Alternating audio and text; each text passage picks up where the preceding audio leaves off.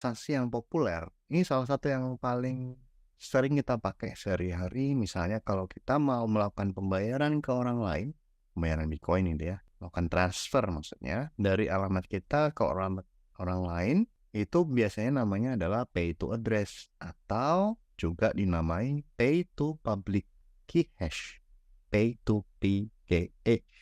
Kan tadi sudah saya sampaikan ada dua komponen namanya script SIG dan script PubKey. Kalau pay to address itu script PubKey-nya ini pakainya opcodes-nya adalah opdup hash 160, kemudian ini adalah PubKey hash-nya, okay.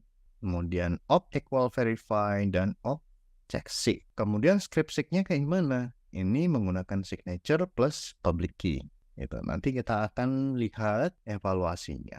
Jadi opcodes yang dipakai tadi, yang pertama opdup, yaitu menduplikat top item on the stack. Jadi item yang paling atas itu diduplikat atau digandakan. Kemudian hash 160 itu adalah write MD dari SHA-256 atas sebuah item atau top item. Kemudian equal verify itu adalah equality check, kemudian verify. Jadi atau verify gitu ya. Jadi kalau verify sekali lagi hasilnya adalah dibuang.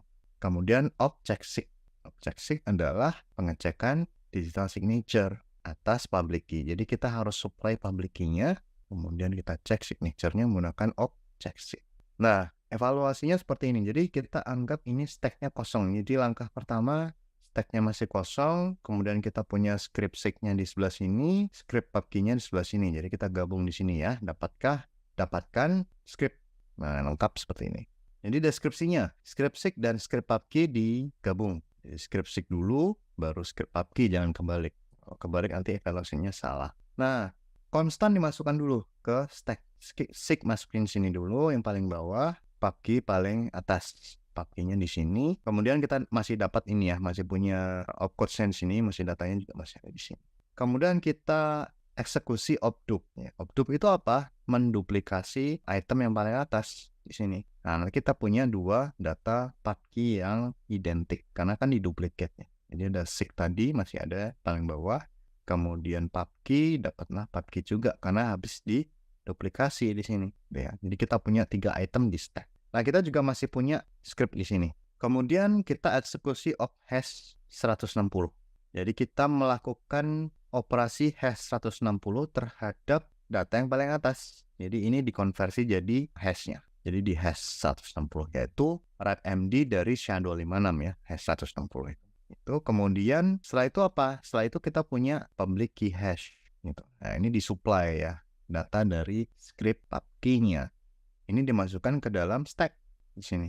Jadi di dalam stack sekarang kita punya 4 item yaitu SIG, PubKey, PubKey hash, dan PubKey hash. Kemudian kita punya opcodes berikutnya adalah equal verify.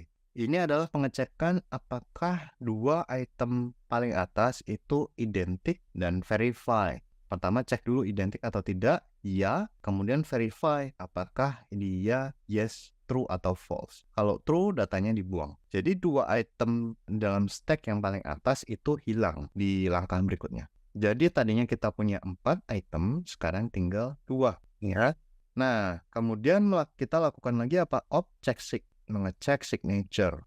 Check SIG itu kita harus punya signature dan kita harus punya public key-nya di situ. Nah, jadi kita cek tanda tangan digitalnya apakah true atau false. Ingat bahwa di sini tidak ada verify-nya gitu ya. Artinya hasilnya akan menjadi true. Di dalam evaluasi sebuah script Bitcoin itu harus menghasilkan nilai true supaya transaksinya benar, supaya transaksinya berhasil. Kalau kita pakai check SIG verify di sini atau check SIG dan verify di sini, ini hasilnya akan kosong stacknya. Kalau stacknya kosong, gagal. Jadi transaksinya tidak berhasil atau false ya, kosong, tidak berhasil. Tidak akan dikonfirmasi ke dalam sebuah blok. Jadi syarat dari sebuah transaksi adalah nanti pada saat evaluasi stacknya harus menghasilkan nilai 1, itu baru berhasil, baru dianggap berhasil.